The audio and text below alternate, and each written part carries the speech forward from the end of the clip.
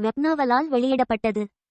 அமைதியாக பின்தொடர்பவராக இருப்பதைக் காட்டிலும் அவரது நிழல் அதிக திறன் கொண்டது என்பதில் சன்னி உறுதியாக இருந்தார். எல்லாவற்றிற்கும் மேலாக ஸ்பெல் அதை ஒரு விலைமதிப்பற்ற உதவியாளராக விவரித்தது. ஷேடோ கண்ட்ரோல் எவ்வளவு சரியாக உதவியாக இருக்கும் என்பதை கண்டுபிடிப்பது இப்போது அவனிடம் இருந்தது.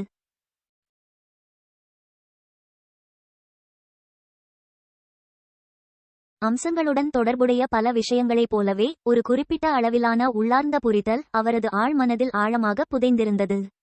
இந்த புரிதல் அவருக்கு எழுத்துப்பிழை மூலம் வழங்கப்பட்டது அல்லது ஒவ்வொரு விழித்திருப்பவருக்கும் உள்ளார்ந்த ஒன்று. சன்னி ஆழ் அறிவை உணர்ந்து அதை எவ்வாறு நடைமுறைக்கு கொண்டுவருவது என்பதை கற்றுக்கொள்ள வேண்டும். மீண்டும் அவர் தனது உடலையும் ஆவியையும் உணர்வதில் கவனம் செலுத்தினார். பின்னர் தொடர்ச்சியான எளிய இயக்கங்களைச் செய்யும்படி நிழலுக்கு கட்டளையிட்டார். அவர்கள் ஒவ்வொருவருடனும் நிழலை கட்டுப்படுத்தும் உணர்வை அவர் மேலும் மேலும் அறிந்திருந்தார். வெகு விரைவில் அது அவருக்கு மூச்சு விடுவது மற்றும் நடப்பது போல் இயல்பாக இருந்தது. அந்த நிழல் அவன் உடம்பின் ஒரு அங்கமாக இருந்தது. இந்த ஆரம்ப முடிவில் திருப்தியடைந்த சன்னி கவனமாக புதிய கட்டளையை கொடுத்தார். இடைநிறுத்தப்படாமல் அந்த நிழல் அவனது காலனியிலிருந்து தன்னை பிரித்துக் கொண்டு அறையின் மறுமுனைக்குச் சென்று திரும்பி சற்றே ஏளனமான மௌனத்தில் அவனை பார்த்து கொண்டிருந்தது. சன்னிக்கு நிழல் இல்லாமல் போனது. இது அறிவியல் பூர்வமானது அல்ல என்று சிரித்துக்கொண்டே நினைத்தான். எல்லாவற்றிற்கும் மேலாக எழுத்துப்பிழையுடன் தொடர்புடைய எதற்கும் அறிவியல் ஒருபோதும் பொருந்தவில்லை. நிழல் விலகிச் செல்ல அவன் மனதில் ஒரு வித்தியாசமான பிளவு நடப்பதை உணர்ந்தான். அவரது கருத்து இரண்டு வெவ்வேறு ஆதாரங்களாக பிரிந்தது போல் இருந்தது. ஒன்று அவரது உடல், மற்றொன்று அவரது நிழல். சிறிது முயற்சி செய்து இரண்டாவது மூலத்தில் கவனம் செலுத்த முடிந்தது. உடனே பார்வை மங்கியது. ஐயோ! சன்னி மழுப்பினார், ஆச்சரியப்பட்டார். ஐயோ! அறையின் மறுமுனையிலிருந்து நிழல் கேட்டது. சன்னி கண் சிமிட்டினார். அவன் மனதில் இப்போது இரண்டு படங்கள் இருந்தன. ஒன்று அவரது அறையின் கதவு, அதன் முன் ஒரு அலட்சிய நிழல். மற்றொன்று நாட்காலியில் அமர்ந்திருந்த வெளிரிய இளைஞன் கண்களை அகல விரித்து திகைத்து நின்றான். அது நான்தான். கையை உயர்த்தி காற்றில் அசைத்தான். அதே சமயம் அந்த வெளிரிய இளைஞன் எழுந்து கையை அசைத்தான். என் நிழலின் மூலம் உலகை என்னால் உணர முடியுமா? சிறிது நேரம் அமர்ந்து யோசித்தான். அத்தகைய திறன் நிறைய சாத்தியங்களை திறந்தது. இருட்டில் திருட்டுத்தனமாக பார்க்கவும் நகரவும் அனுமதிக்கும் அவரது நிழல்களின் குழந்தை பண்பு மற்றும் நிழல் கட்டுப்பாடு ஒரு சாரணர் ஒரு ஸ்னீக்கி நிழலை அனுப்ப அனுமதித்தது. அவர் மிகவும் சரியான உளவாளியாக இருந்தார். ஒரு உளவாளி என்பது அதிக ஆபத்துக்கு ஆளாகாமல் தகவல்களை சேகரிப்பவர். அப்படி ஒரு வேடம் சன்னியின் ரசனைக்கு மிகவும் பொருத்தமாக இருந்தது. நிச்சயமாக ஒற்றர்களும் நிழலிலிருந்து கொடிய துல்லியத்துடன் தாக்க முடிந்தது. தகவல்களுடன் ஆயுதம் ஏந்திய அவர்கள் தலைசிறந்த பதுங்கியிருந்தவர்கள். எதிராளியின் பலவீனங்களை பற்றி முன்கூட்டியே அறிந்திருந்த நிலையில் அவர்களின் தாக்குதல்கள் அறுவை சிகிச்சை மற்றும் ஆபத்தானவை. ஆனால் எந்த ஒரு நேரடி மோதலும் தன்னை ஆபத்தில் ஆழ்த்துவதாகும். எனவே சன்னி ஒரு கொலையாளியாக மாறுவதில் அதிக ஆர்வம் காட்டவில்லை. எல்லாவற்றிற்கும் மேலாக அவரது போர் செயல்திறனை நேரடியாக மேம்படுத்துவதற்கான வழிமுறைகள் அவரது அம்சத்திற்கு இன்னும் இல்லை. சோதனை செய்வோமா? நிழலை பார்த்து கட்டளையிட்டான். மிகைப்படுத்தப்பட்ட பெருமூச்சுடன் நிழல் கீழே குனிந்து கதவின் கீழ் மெதுவாகச் சரிந்தது. உடனடியாக அவர் அறை மற்றும் வெளியில் உள்ள நடைபாதை இரண்டையும் பார்க்க முடிந்தது. நிழலில் இருந்து வெளிப்பட்ட படத்தில் கவனம் செலுத்த சன்னி கண்களை மூடினார். ஒரு நிழலில் இருந்து மற்றொரு நிழலுக்கு திருட்டுத்தனமாக நகர்ந்து அது நடைபாதையில் சறுக்கியது. சிறிது நேரம் மற்றும் கருத்தில் கொண்டு அவரது சாரணர் நடைமுறையில் கண்ணுக்கு தெரியாதவராக இருந்தார். சன்னி இரண்டு ஸ்லீப்பர்களை கடந்து சென்று அவர்களின் உரையாடலை கேட்டார். அது மிகவும் சுவாரஸ்யமாக இல்லை. அவர் முன்னோக்கி தொடர்ந்தார். இறுதியாக நிழல் ஒரு மூலையில் நின்றது. அதன் இடதுபுறத்தில் லிஃப்ட், வலதுபுறம் பெண்கள் தங்கும் அறைக்கு செல்லும் வழி. அனைத்து வகையான ஆத்திரமூட்டும் படங்கள் உடனடியாக சன்னியின் தலையில் நுழைந்தன. ஐயோ! அவர் சிவந்தபடி நினைத்தார். ஆம், இந்த திறனுடன் முற்றிலும் சீரழிவில் விழுவதும் மிக எளிதாக இருந்தது. ஆனால் இல்லை, இல்லை, அவரால் அது முடியவில்லை. சில உயர்ந்த தார்மீக கொள்கைகளால் அல்ல. வக்கிரமானவர் என்ற புகழுடன் அவர் பொருத்தமற்ற ஒன்றைச் செய்தாரா என்று கேட்கப்படுவதற்கான வாய்ப்புகள் மிகவும் அதிகமாக இருந்தன. எனவே இல்லை என்று நேர்மையாக பதிலளிக்கும் திறன் அவருக்கு தேவைப்பட்டது. எனவே நான் ஒருவேளை கூடாது. சரியா? சரியா? நிச்சயமாக நீங்கள் சொல்வது சரிதான். யோசிக்கவே வேண்டாம். மீண்டும் தனது அறைக்குள் சன்னி மிகுந்த வருத்தத்துடன் பெருமூச்சு விட்டாள். பின்னர் அவர் தனது சாரணர் ஒருவரை கடந்து செல்லும் ஸ்லீப்பரின் நிழலில் ஒளிந்து கொள்ளுமாறு அறிவுறுத்தினார் மற்றும் லிஃப்ட் வரை அவரை பின்தொடர்ந்தார். சிறிது நேரம் கழித்து சன்னியின் நிழல் ஒரு பெரிய டோஜோவின் ஒரு மூலையில் ஒளிந்து கொண்டிருந்தது. பயிற்றுவிப்பாளர் ராக்கின் வழிகாட்டுதலின் கீழ் அறிமுகப் போர் வகுப்பின் நகர்வுகளை கடந்து செல்லும் சக ஸ்லீப்பர்களை அவர் கவனித்துக் கொண்டிருந்தார். இன்று முக்கியமாக அவர்களின் பொது திறன் மற்றும் திறன்களை சோதிப்பதற்காக அர்ப்பணிக்கப்பட்டது. அதன் பிறகு ஸ்லீப்பர்கள் புதியவர்கள், மேம்பட்டவர்கள் அல்லது நிபுணர்கள் மற்றும் அவர்கள் விரும்பும் ஆயுதம் போன்ற அவர்களின் நிலைகளின் அடிப்படையில் குழுக்களாக பிரிக்கப்படுவார்கள். சிலருக்கு தனிப்பட்ட ஆசிரியர் நியமிக்கப்படுவார்கள் அல்லது ஒன்றாக இணைக்கப்படுவார்கள். தற்போது ஸ்லீப்பர்கள் ஒரு சிறப்பு அளவீட்டு இயந்திரத்துடன் இணைக்கப்பட்ட ஒரு பரந்த தட்டுக்கு தங்கள் வலிமையான குத்துக்களை மாறி மாறி வழங்குகிறார்கள். ஒவ்வொரு வேலைநிறுத்தத்திற்கும் பிறகு இயந்திரம் ஸ்லீப்பரின் உடல் வலிமைக்கு ஒத்த எண்ணை காண்பிக்கும். கோட்பாட்டில் அத்தகைய இயந்திரத்தை உருவாக்குவது கடினமல்ல. இருப்பினும் பல ஸ்லீப்பர்கள் போர் சார்ந்த அம்சங்களை கொண்டிருந்தனர். அது அவர்களின் பலத்தை பல்வேறு வழிகளில் மேம்படுத்துகிறது. இது உண்மையில் பொறியியல் மற்றும் நீடித்துழைக்கும் ஒரு அற்புதம். அவர்களின் நுட்பமும் பயிற்சியும் இறுதி முடிவை பாதித்தன. பெரும்பாலான மக்கள் 10 முதல் 14 வரையிலான எண்களை பெற்றனர். இது ஒரு நல்ல முடிவாக கருதப்பட்டது. இது மிகவும் தடகள வீரர்களால் மட்டுமே அடைய முடியும். இருப்பினும் பல ஸ்லீப்பர்கள் வெளிப்படையாக மேம்படுத்தும் அம்சங்களை கொண்டவர்கள் 15 அல்லது 16 மதிப்பெண்களை பெற முடிந்தது. எனக்கு 10 அல்லது 11ஆக இருக்கும், சன்னி நினைத்தார். கொஞ்சம் சலிப்பாக உணர்ந்தார். பின்னர் அவர் திடீரென்று உற்சாகமடைந்தார். அவர்களின் தொகுப்பின் மிக உயர்ந்த ரேட்டிங் பெற்ற ஸ்லீப்பரான நெஃபிஸ் தட்டை தாக்கும் முறை வந்ததை கவனித்தார். மெலிந்த பெண் இயந்திரத்தை அணுகி அதிக தயாரிப்பு இல்லாமல் திடீரென நொறுக்கும் அடியை வழங்கினார்.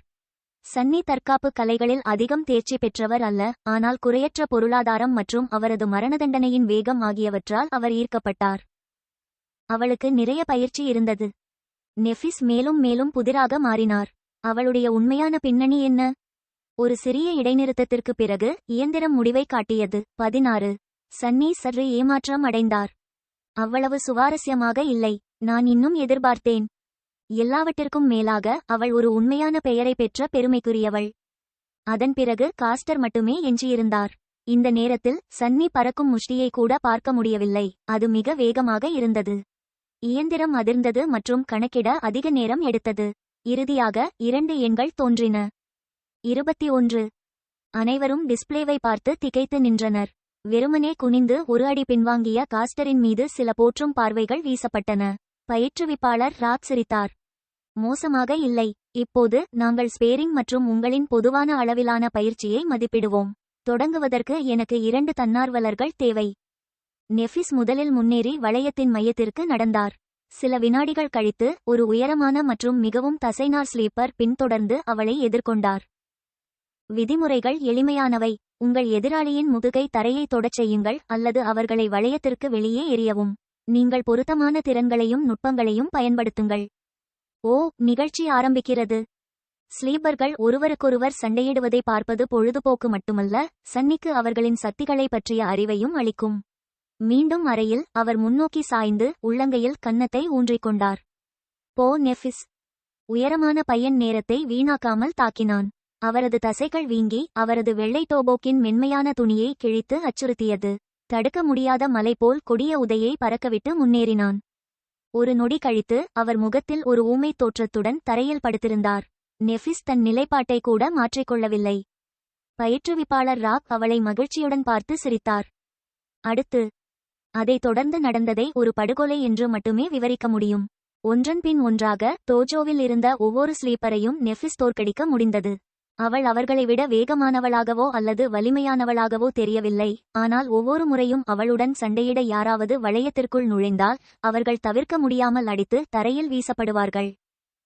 சன்னி வளர்ந்து வரும் கேளிக்கை உணர்வுடன் இந்த செயல்முறையை பார்த்தார். இருப்பினும் ஒரு கட்டத்தில் அவர் கூட ஒரு சற்றே அசௌகரியத்தை உணர்ந்தார். நெஃபிஸ் ஒரு போர் இயந்திரத்தின் அமைதியான துல்லியத்துடன் நகர்ந்தார். அவளுடைய நுட்பம் சுத்தமாகவும் அழகாகவும் இரக்கமற்றதாகவும் இருந்தது. எந்த வகையான தாக்குதல் அவள் மீது வீசப்பட்டாலும் அவளால் அதை கணிக்கவோ அல்லது உடனடியாக எதிர்வினையாற்றவோ முடியும், பின்னர் அதை திசை திருப்பவும் குறைந்தபட்ச முயற்சியுடன் தாக்குபவர்களுக்கு எதிராகவும். அவளுடைய எதிரி ஏழையா, பணக்காரனா அல்லது மரபுரிமையா என்பது முக்கியமில்லை. ஒவ்வொருவரும் சில நொடிகளில் சமாளித்து விடுவார்கள். மேலும் முழு செயல்முறையிலும் அவளது முகத்தில் தொகுக்கப்பட்ட வெளிப்பாடு ஒரு முறை கூட மாறவில்லை. நெஃபிஸ் உலோகத்தால் ஆனது போல் இருந்தது. அவள் கூட மனிதனா? சன்னி நினைத்தார். திடீரென்று பயந்தார். இந்த மாறிவரும் நட்சத்திரம் அவருக்கு எதிரியாக மாறினால் அவர் என்ன செய்யப் போகிறார்? ஓடிப்போவதே சிறந்த நடவடிக்கையாக இருக்கும். அல்லது இன்னும் சிறப்பாக தொடங்குவதற்கு அவளை விரோதிக்காமல் இருக்க முயற்சி செய்யுங்கள். எல்லாவற்றிற்கும் மேலாக சூரியனும் ஒரு நட்சத்திரம் மற்றும் நிழல்கள் சூரிய ஒளியுடன் நன்றாக கலக்கவில்லை. இறுதியாக காஸ்டர் தான் கடைசியாக எஞ்சியிருந்தார். மீண்டும் இருப்பினும் மற்ற ஒவ்வொரு ஸ்லீப்பரின் பரிதாபகரமான தோல்வியால் அவர் கலக்கமடைந்ததாக தெரியவில்லை. உதடுகளில் மெல்லிய புன்னகையுடன் அந்த இளைஞன் வளையத்திற்குள் நுழைந்தான். காஸ்டரும் நெஃபிஸும் ஒருவரையொருவர் எதிர்கொண்டனர். அவர்களின் கண்கள் சில நொடிகள் பூட்டி பின்னர் காஸ்டர் சற்று குனிந்தார். லேடி நெஃபிஸ், தயவு செய்து என்னை முன்கூட்டியே மன்னிக்கவும். என்ன போகிறான்? சிறிது நேரம் கழித்து சன்னி அதிர்ச்சியுடன் கண்களை திறந்தார். நாவலால் வெளியிடப்பட்டது. காஸ்டர் திடீரென்று இல்லாமல் போனது போல் தோன்றியது. இருப்பினும் அது ஒரு மாயை மட்டுமே. உண்மை என்னவென்றால் அவர் மிக வேகமாக நகர்ந்தார். மனித கண்ணால் அவரது அசைவுகளை தொடர முடியவில்லை. ஷேடோ சைட்டின் சிறப்பு பண்புகள் இல்லாவிட்டால் சன்னியால் எதையும் உணர்ந்திருக்க முடியாது. அப்போதும் கூட ஒரு மங்கலானது காற்றில் பரவுவதை மட்டுமே அவர் கவனித்தார். ஒரு வினாடியின் ஒரு பகுதியிலேயே காஸ்டர் தனக்கும் நெஃபிஸுக்கும் இடையே உள்ள தூரத்தை கடந்து பேரழிவு தரும் அடியை அளித்தார்.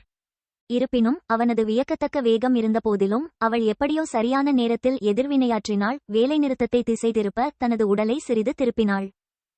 ஆனால் அது இன்னும் போதுமானதாக இல்லை. நெஃபிஸ் தனது புவியீர்ப்பு மையத்தில் சதுரமாக தாக்கப்படுவதை தவிர்க்க முடிந்தது என்றாலும் காஸ்டரின் முஷ்டி அவளது தோளுடன் இணைந்தது, சிறுமியை சுழலச் செய்தது. நேரத்தை வீணாக்காமல் காஸ்டர் மீண்டும் காணாமல் போனார். அவரது திட்டம் மிகவும் எளிமையானது. எதிரி தனக்கு முன்னால் இருக்கிறார் என்ற எண்ணத்தில் நெஃபிஸ் இன்னும் இருந்தபோது அவர் தனது இயற்கைக்கு மாறான வேகத்தை பயன்படுத்தி சுற்றி வட்டமிட்டு பின்னால் இருந்து தாக்கப் போகிறார். ஒரு தீர்க்கமான வேலைநிறுத்தத்துடன் சண்டையை முடிக்க தயாராக அந்த இளைஞன் மறந்துவிட்ட பெண்ணின் பின்னால் தோன்றினான். அவன் திட்டமிட்டபடியே ஒரு வினாடிக்கு முன்பு அவன் பார்த்த திசையில் தாக்க தயாராகிவிட்டாள். மகிழ்ச்சியடைந்த காஸ்டர் தனது எடையை மாற்றி அனைத்தையும் தனது முஷ்டியில் வைத்தார். இருப்பினும் கடைசி நேரத்தில் நெஃபிஸ் திடீரென தனது நிலைப்பாட்டை மாற்றி பயமுறுத்தும் சக்தியுடன் தனது முழங்கையை பின்னால் எறிந்தார்.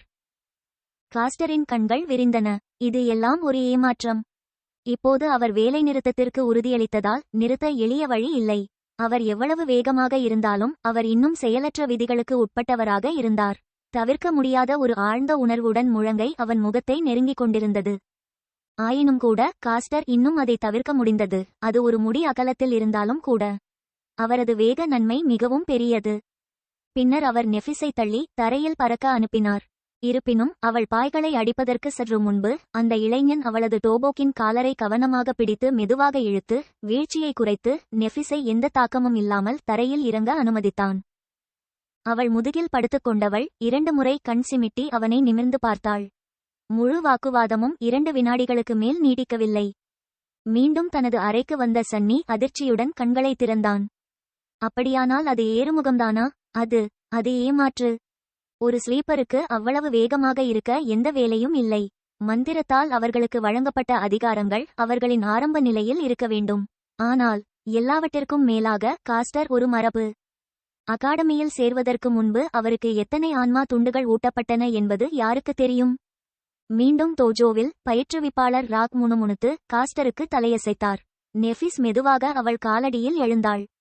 மற்ற ஸ்லீப்பர்கள் அந்த இளைஞனை பயபக்தியுடன் பார்த்து கொண்டிருந்தனர். அமைதியான தொனியில் ஒருவருக்கொருவர் கிசுகிசுத்தனர். அவரது நடிப்பு அவர்களுக்கு ஆழமான தாக்கத்தை ஏற்படுத்தியதாக தோன்றியது.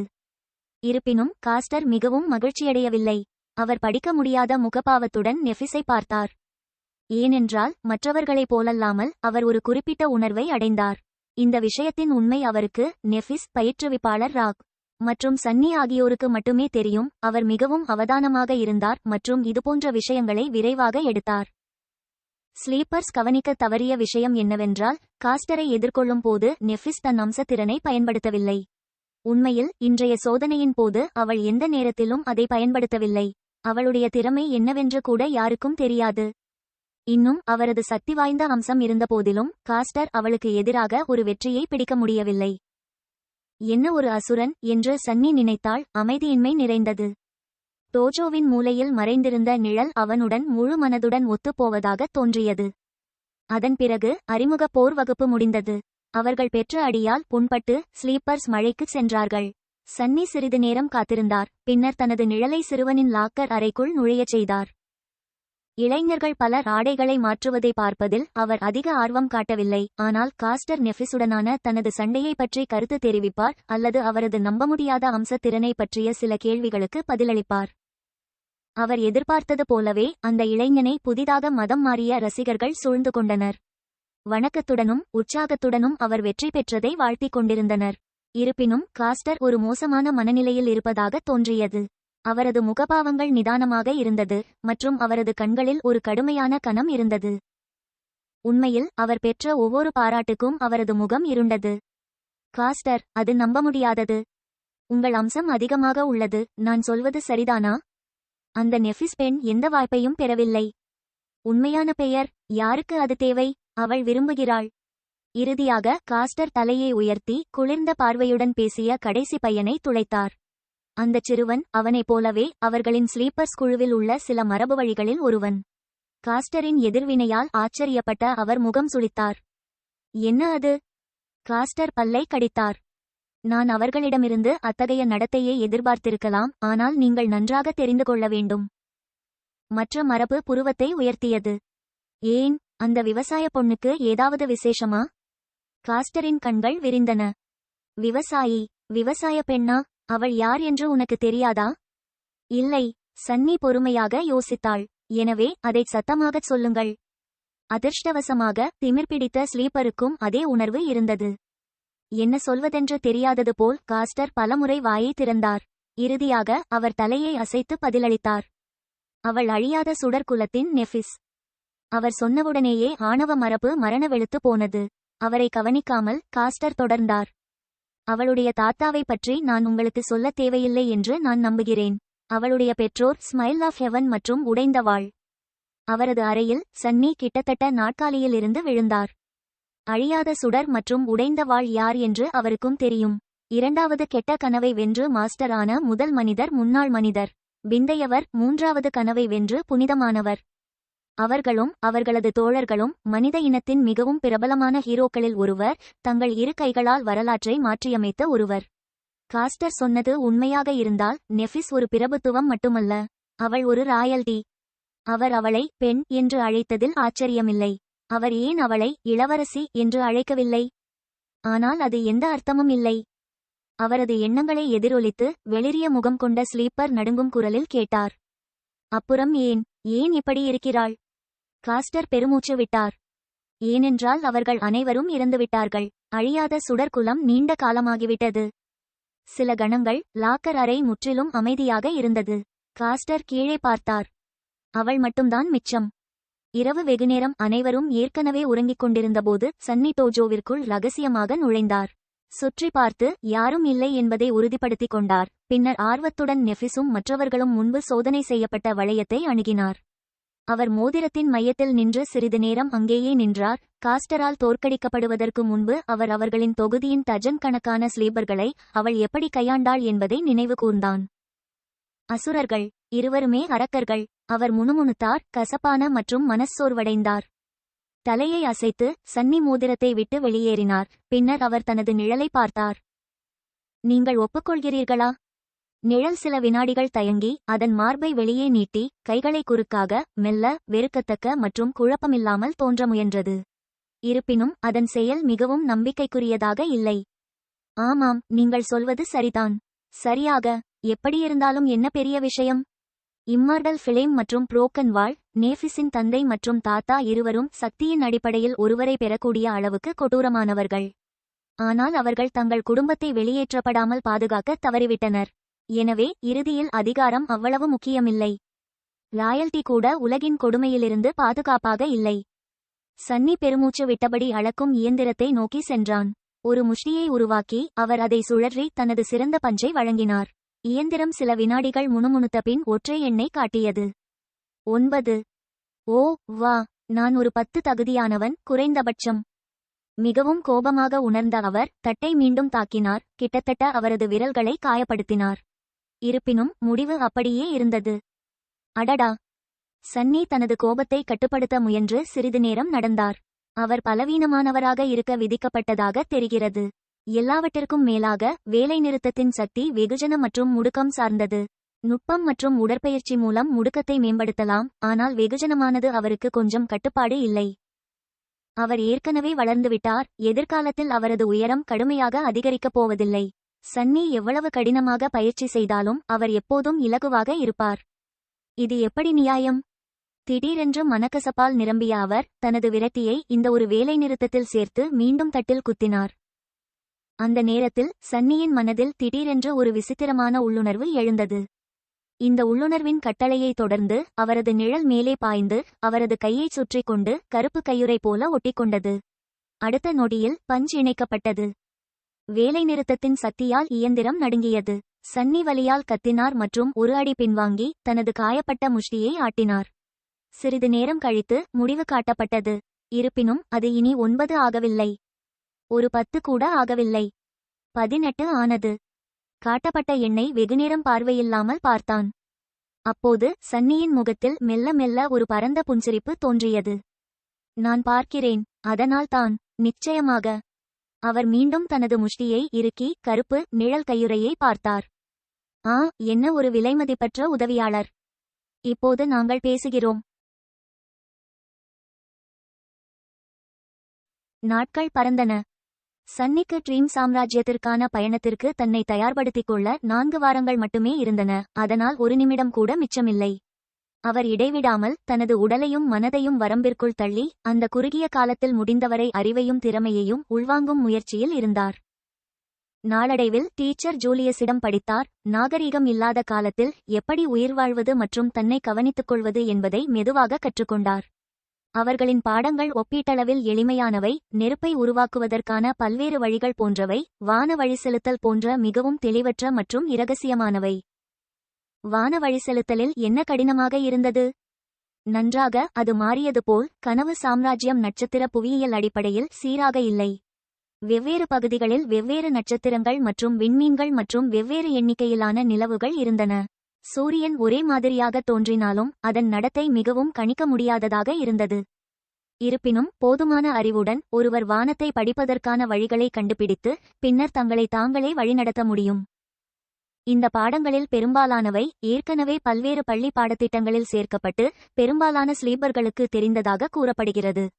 இருப்பினும் ஒரு பாடப்புத்தகத்திலிருந்து எதையாவது கற்றுக்கொள்வதும் உண்மையான விழித்திருந்து அதையே கற்றுக்கொள்வதும் முற்றிலும் வேறுபட்ட 2 விஷயங்கள். ஆசிரியர் ஜூலியஸ் தனது பாடத்தை விளக்கும்போது மிகவும் ஆழமாகச் செல்வதை வழக்கமாக கொண்டிருந்தார். அவரது இந்த நேரத்தை எடுத்துக்கொள்ளும் பழக்கத்திற்கு நன்றி. சன்னி என்ன பற்றி கற்றுக்கொண்டது மட்டுமல்லாமல் ஏன் பற்றிய பார்வைகளையும் அடிக்கடி பெற்றார். ட்ரீம் ரெல்ம் சூழல்களின் அடிப்படை கொள்கைகளை பற்றிய இந்த புதிய புரிதல் எந்தவொரு சூழ்நிலையையும் குறைந்தபட்சம் ஓரளவு தயார்நிலையுடன் எதிர்கொள்ளும் திறனை அவருக்கு அளித்தது. சன்னி ஆரம்பத்தில் பயனற்றது என்று முடிவு செய்த இறந்த மொழிகளில் பாடங்கள் கூட அவர் கற்பனை செய்ய முடியாத அளவுக்கு மிகவும் சுவாரஸ்யமாக மாறியது. இது பெருமளவில், ஏனெனில் அது எழுத்துப்பிழையை பற்றியது. எல்லாவற்றிற்கும் மேலாக அந்த இறந்த மொழிகளில் ஒன்றில் எழுத்துப்பிழை மனிதர்களுடன் தொடர்பு கொண்டது. மொழியை அறிந்ததன் மூலம் அதன் பல்வேறு கருத்துகளையும் விளக்கங்களையும் அவர் நன்கு புரிந்து கொள்ள முடிந்தது. இதற்கு எளிய உதாரணம் நெஃபிஸ் மற்றும் அவரது உண்மையான பெயர் மாற்றும் நட்சத்திரம். தொழில்நுட்ப ரீதியாக சரியானது என்றாலும் இந்த மொழிபெயர்ப்பு சரியான அர்த்தத்தை சரியாக வெளிப்படுத்த தவறிவிட்டது. ரூன் மொழியின் இலக்கண அமைப்பை புரிந்துகொள்வதன் மூலம் அதை விரிவுபடுத்துவது எளிதாக இருந்தது, மேலும் சரியான மொழிபெயர்ப்பானது மாற்றத்தின் நட்சத்திரம் என்று இருக்கும். அதற்கும் மேலாக மாற்றம் என்பதற்கு வெவ்வேறு ரன்கள் இருந்தன, ஒவ்வொன்றும் அதன் சொந்த அர்த்தத்துடன். பெயரின் அர்த்தத்தை வெளியிடுவதற்கு எந்த துல்லியமான ரூன் பயன்படுத்தப்பட்டது என்பதை பொறுத்து இது பாழாக்கும் நட்சத்திரம் அல்லது துரதிர்ஷ்டத்தின் நட்சத்திரம் என்றும் பொருள்படும். சொற்கள் மற்றும் அர்த்தத்தில் ஒரு சிறிய மாற்றம் நிஜ வாழ்க்கையில் வித்தியாசமான உலகத்தை குறிக்கும். இதற்கு முன் தீவிரமாக படிக்காத சன்னி பரந்த அளவிலான தத்துவார்த்த அறிவை பெறுவது விசித்திரமாகவும் உணர்ச்சியற்றதாகவும் சோர்வாகவும் இருந்தது. இருப்பினும் ஒரு வகையில் அது உற்சாகமாகவும் இருந்தது. எல்லாவற்றிற்கும் மேலாக அறிவு என்பது சலுகை பெற்றவர்களுக்கு மட்டுமே அணுகக்கூடிய ஒன்று. அறிவின் மீதான இந்த அதிகாரமே அவர்களை அதிகார நிலையில் வைத்திருந்தது, சமத்துவமின்மையின் தீய வட்டத்தை உருவாக்கியது. ஏழைகளுக்கு படிக்க வாய்ப்பு இல்லை. நல்ல கல்வியின் நன்மை இல்லாமல் அவர்கள் ஏழையாக இருப்பதை நிறுத்த வழி இல்லை. இவை அனைத்தையும் பற்றிய விசித்திரமான அம்சம் என்னவென்றால் சன்னி இப்போது அந்த சலுகை பெற்றவர்களில் ஒருவராக இருந்தார். அதிலும் சமூக படிநிலையின் உச்சத்தில் இருந்தார். அவர் வரம்பற்ற அறிவை பெற்றதோடு மட்டுமல்லாமல் அவரது அடிப்படை தேவைகளான உணவு மற்றும் தங்குமிடம் கூட அரசாங்கத்தால் கவனித்துக் கொள்ளப்பட்டது. மேலும் அவர் தன்னை ஒரு விழித்தெழுந்தவராக வளர்த்துக் கொள்ளும் ஒற்றை இலக்கில் முழுமையாக கவனம் செலுத்த அனுமதித்தது. இந்த திடீர் மாற்றம் அவருக்கு நேரம் கிடைத்திருந்தால் அவரை ஒரு தத்துவ பிரதிபலிப்புச் சூழலுக்கு அனுப்பியிருக்கும். ஆனால் அவர் அவ்வாறு செய்யவில்லை. ஏனென்றால் ஆசிரியர் ஜூலியஸ் ஒவ்வொரு நாளும் நடைமுறை பாடங்களை நடத்த வலியுறுத்தினார். அவற்றில் சிலவற்றை விர்ச்சுவல் ரியாலிட்டி சிமுலேஷன்களில் செய்ய வேண்டியிருந்தாலும் மேம்பட்ட உடல் பின்னூட்டத்துடன் முழு மூழ்கும் நிலையங்களை பயன்படுத்த அவர் வலியுறுத்தினார். இதன் விளைவாக சன்னி எலும்பு சோர்வு மற்றும் முற்றிலும் சோர்வடைந்தார். நல்ல விஷயம் என்னவென்றால் இவ்வளவு உடற்பயிற்சியின் மூலம் புதிதாக புதுப்பிக்கப்பட்ட உடலுடன் சன்னி ஒருபோதும் சிறந்த நிலையில் இருந்ததில்லை. போர் பயிற்சி இல்லாவிட்டாலும் அவனது வலிமை, சகிப்புத்தன்மை மற்றும் சுறுசுறுப்பு ஆகியவை குதித்து வரம்பில் மேம்படுவதை உணர முடிந்தது. அடிப்படையில் முதல் கனவை முடித்த பிறகு அவர் அனுபவித்த விசித்திரமான மறுபிறப்பு அவரது உடலின் உள்ளார்ந்த திறனை மேம்படுத்தி மனித நிலையின் உச்சத்திற்கு கொண்டு வந்தது. இருப்பினும் வியர்வை, முயற்சி மற்றும் மிகுந்த கடின உழைப்பால் அந்த ஆற்றலை உணர வேண்டியது அவரிடமே இருந்தது. வனப்பகுதி உயிர்வாழும் நுட்பங்களின் நடைமுறை பயன்பாடு அவருக்கு அவ்வாறு செய்வதற்கான வாய்ப்பை வழங்கியது. இது போதாதென்று சன்னி மற்ற ஸ்லீப்பர்களை பற்றிய தகவல்களை ரகசியமாக சேகரித்து ஒவ்வொரு இரவும் நிழல் கட்டுப்பாட்டை பயிற்சி செய்தார். அவரது நிழல் அவரது நேரடி கட்டுப்பாடு இல்லாமல் சாரணர் பணிகளுக்கு அனுப்பப்படும் அளவுக்கு சுதந்திரமாக இருந்தது. அது அங்கும் இங்கும் பதுங்கி உரையாடல்களை கேட்டுக்கொண்டும் தூங்குபவர்கள் தங்கள் அம்சத்திறன்களை வெளிப்படுத்த வேண்டிய வெவ்வேறு வகுப்புகளை கவனித்துக் கொண்டும் இருக்கும். பின்னர் சன்னி தனது இரவு உணவை முடித்துவிட்டு தனது அறைக்கு திரும்பியதும் அது திரும்பி வந்து பகலில் கேட்டது மற்றும் பார்த்த அனைத்தையும் பகிர்ந்து கொள்ளும். இந்த ஏற்பாட்டின் ஒரே பிரச்சனை என்னவென்றால் நிழல் அதன் வெளிப்புற ஸ்னார்கினஸ் இருந்த போதிலும் மாறாக அப்பாவியாக மாறியது. மனித உலகம் எவ்வாறு செயல்படுகிறது என்பதை அது புரிந்து கொள்ளவில்லை. மேலும் பயனுள்ள தகவல் மற்றும் அர்த்தமற்ற உரையாடல் ஆகியவற்றை வேறுபடுத்தி பார்க்க தவறியது. எனவே பெரும்பாலான நேரங்களில் சன்னி முக்கியமான ரகசியங்களுக்கு பதிலாக மதிப்புமிக்க அல்லது ஜூசியான வதந்திகளை பெறமாட்டார். ஸ்லீப்பர் சென்டரில் காதல் காற்றில் இருப்பதை அவர் அறிந்தது இப்படித்தான்.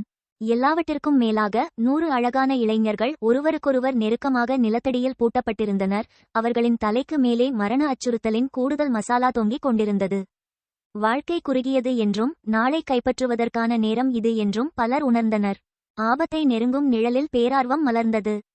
இந்த விஷயத்தின் முழு பக்கத்திலிருந்தும் சன்னி விலக்கப்பட்டுள்ளார். முதலாவதாக அவர் ஏற்கனவே விரும்பத்தகாத பைத்தியக்காரராக தன்னை நிலைநிறுத்திக் கொண்டார்.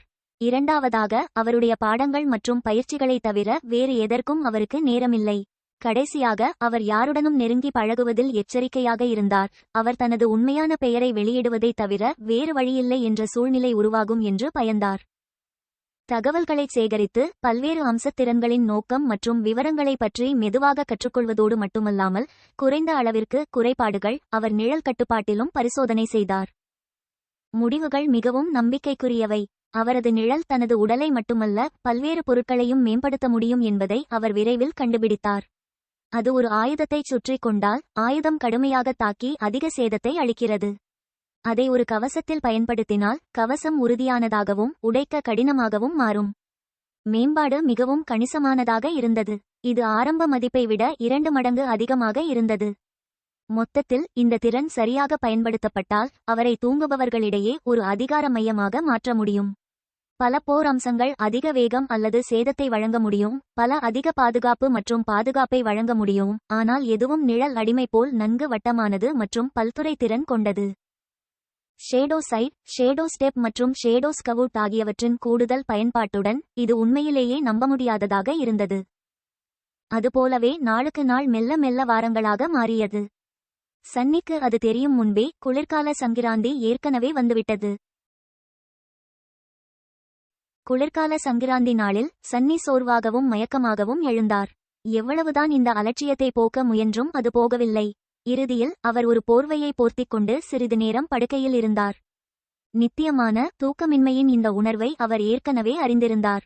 அவரது முதல் கனவுக்கு முந்தைய நாட்களிலும் அதுவே இருந்தது. கருப்பு மலையின் சரிவுகளில் தாழ்வெப்பநிலையால் மெதுவாக இறக்கும் போது அவர் அனுபவித்ததைப் போலவே இதுவும் இருந்தது. மரணத்தை நெருங்கும் குளிர்ந்த அணைப்பை நினைத்து சன்னிக்கு நடுக்கத்தை தடுக்க முடியவில்லை. இது பூமியில் அவனுடைய கடைசி நாள். குறைந்த பட்சம் இரவு நேரத்தில் ஸ்பெல் அவரை மீண்டும் ஒருமுறை அழைத்து செல்லப் போகிறது. இந்த முறை கனவு சாம்ராஜ்யத்தின் பரந்த விரிவாக்கத்திற்கு சவால் விடும். அந்த அழிந்த மாய உலகில் அவன் என்ன சந்திக்கப் போகிறான்? இந்த நேரத்தில் அதிர்ஷ்டம் அவர் பக்கம் இருக்குமா அல்லது இன்னொரு பேரழிவு ஏற்படுமா? அச்சச்சோ, யூகித்தும் பயனில்லை. தவிர்க்க முடியாதவற்றுக்கு தயாராவதற்கு அவர் ஏற்கனவே தன்னால் முடிந்த அனைத்தையும் செய்திருந்தார். அவர் கடினமாக படித்தார், கடினமாக பயிற்றுவித்தார், தனது ரகசியத்தை பாதுகாப்பாக வைத்திருந்தார். அவரது தோற்றம் பெரும்பாலானவற்றை விட சிறப்பாக இருந்தது. மேலும் அவர் உயிர்வாழும் விருப்பம் நீண்ட காலமாக புறநகர் பகுதிகளின் கடுமையான யதார்த்தம் மற்றும் முதல் கனவின் கடுமையான சோதனைகளால் குறைக்கப்பட்டது. மொத்தத்தில் அவர் தயாராக இருந்தார். ஒரு பெருமூச்சுடன் சன்னி படுக்கையில் இருந்து எழுந்து தனது காலை வழக்கத்துடன் சென்றார்.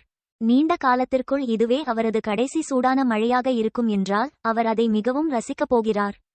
தற்போதைக்கு அதுவே அவனது கடைசி அறுசுவையான காலை உணவாக இருந்தால். உண்மையில் அவருக்கு பசி இல்லை. சிற்றுண்டிச்சாலை முழுவதும் ஸ்லீப்பர்களால் நிறைந்திருந்தது. ஆனால் யாரும் பேசவில்லை. எல்லாரும் தாழ்வு மனப்பான்மையில் இருந்தனர் மற்றும் இயல்புக்கு மாறாக உள்நோக்கத்துடன் காணப்பட்டனர். வழக்கமான சிரிப்பு அல்லது ஆரவாரமான உரையாடல்கள் எதுவும் இல்லை. மரபுகள் மட்டுமே அமைதியாகவும் சேகரிக்கப்பட்டதாகவும் இருந்தன. இருப்பினும் அவர்கள் தங்களை தாங்களே வைத்திருந்தார்கள். சன்னி கடைசியாக ஸ்பெல்லுக்குள் நுழைய தயாராகிக் கொண்டிருந்ததை பற்றி யோசித்து சற்று நடுக்கத்துடன் காபி இயந்திரத்தை அணுகினார்.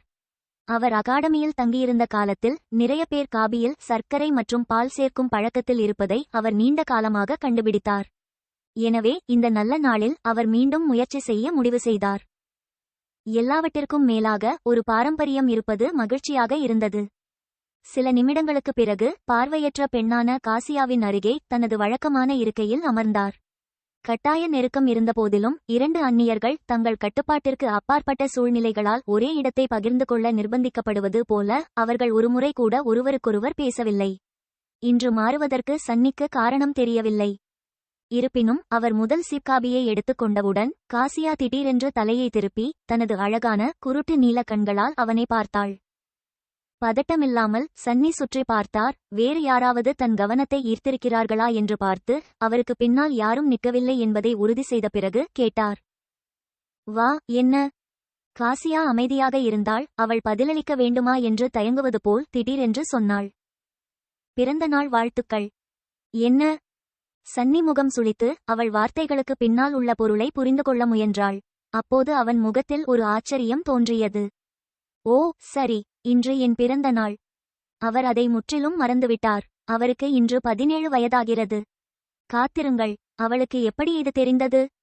பார்வையற்ற பெண்ணுக்கு சன்னி ஒரு விசித்திரமான தோற்றத்தை கொடுத்தார். அவரது வாயை திறந்து பின்னர் பிரச்சினையை விட்டுவிட முடிவு செய்தார். அவள் மிகவும் தவழும். ஓ நன்றி. ஒரு தலையசைப்புடன் காசியா திரும்பிச் சென்று மீண்டும் ஒருமுறை உரையாடுவதில் ஆர்வத்தை இழந்தார். எது சிறப்பாக இருந்தது? சன்னி தனது காபிக்கு திரும்பினார். இந்த முறை அது மோசமாக இல்லை. நிச்சயமாக சர்க்கரை மற்றும் கிரீம் பெரும்பாலான வேலைகளை செய்து கொண்டிருந்தன. இருப்பினும் அதை குடித்த பிறகு அவர் இன்னும் கொஞ்சம் விழித்திருப்பதை உணர்ந்தார். 17 இல்லையா? சன்னி இந்த வயதுக்கு உயிரோடு வருவார் என்று உறுதியாக தெரியவில்லை. இன்னும் எல்லாவற்றையும் மீறி அவர் செய்தார். வாழ்க்கை சில நேரங்களில் கணிக்க முடியாததாக இருந்தது. 17வது பிறந்த நாளை நிஜமான பாலும் சர்க்கரையும் கலந்த காபியை குடித்துத்தான் கொண்டாடப் போகிறேன் என்று ஓராண்டுக்கு முன்பே யாராவது சொல்லியிருந்தால் அவர் முகத்தில் சிரிப்பு வந்திருக்கும். ஆனால் இப்போது அது நிஜமாகிவிட்டது. விருப்பமில்லாமல் சன்னி நீண்ட காலத்திற்கு முன்பு தன்னுடன் பிறந்த நாளை கொண்டாடும் அனைவரையும் நினைவு கூர்ந்தார். அவரது மனநிலை சோகமாக மாறுவதற்கு முன்பு அவர் இந்த எண்ணங்களை தீர்க்கமாக அகற்றிவிட்டு தன்னை கட்டாயப்படுத்தி புன்னகைத்தார். இது மோசமானதல்ல. நான் ஏற்கனவே விழித்திருக்கும் போது அடுத்த வருடம் அதை மீண்டும் செய்வோம். அப்படியே தன்னை உற்சாகப்படுத்திக் கொண்டு காபியை முடித்துக்கொண்டு சிற்றுண்டிச்சாலையை விட்டு வெளியேறினான். இன்று வகுப்புகள் இல்லை. ஆனால் அவர் இன்னும் வனப்பகுதி உயிர்வாழும் வகுப்பறைக்குச் சென்று ஆசிரியர் ஜூலியஸிடம் விடைபெற்றார். அவரை அனுப்பும் போது முதியவர் மிகவும் உணர்ச்சிவசப்பட்டார். அவர் சன்னிக்கு ஒரு டஜன் அல்லது அதற்கு மேற்பட்ட முறை கடைசி உதவிக்குறிப்பு கொடுத்தார். மேலும் அந்த இளைஞன் முழு விழிப்புணர்வை அடைந்த பிறகு திறக்கப்படும் ஆராய்ச்சி உதவியாளர் பதவிக்கு விண்ணப்பிப்பதாகவும் உறுதியளித்தார். சன்னி அவருடைய நேரத்துக்கும் பொறுமைக்கும் நன்றி சொல்லிவிட்டு சென்றார். அதன் பிறகு அதிகம் செய்ய வேண்டியதில்லை. சூரியன் மறையும் தருணத்தில் பயிற்றுவிப்பாளர் ராக் அவர்களை ஸ்லீப்பர் சென்டரின் ஃபோயரில் கூட்டி வெளியே அழைத்து சென்றார். வெள்ளை கட்டிடத்தைச் சூழ்ந்திருந்த பனி பூங்காக்களில் மற்ற விழித்தெழுந்தவர்கள் தங்கள் சொந்த ஸ்லீப்பர்களை அதே இடத்திற்கு அழைத்துச் சென்றனர். இது அகாடமியின் மருத்துவ மையமாக இருந்தது. மருத்துவமனையை விட இந்த மையம் ஒரு கோவில் போல காட்சியளித்தது.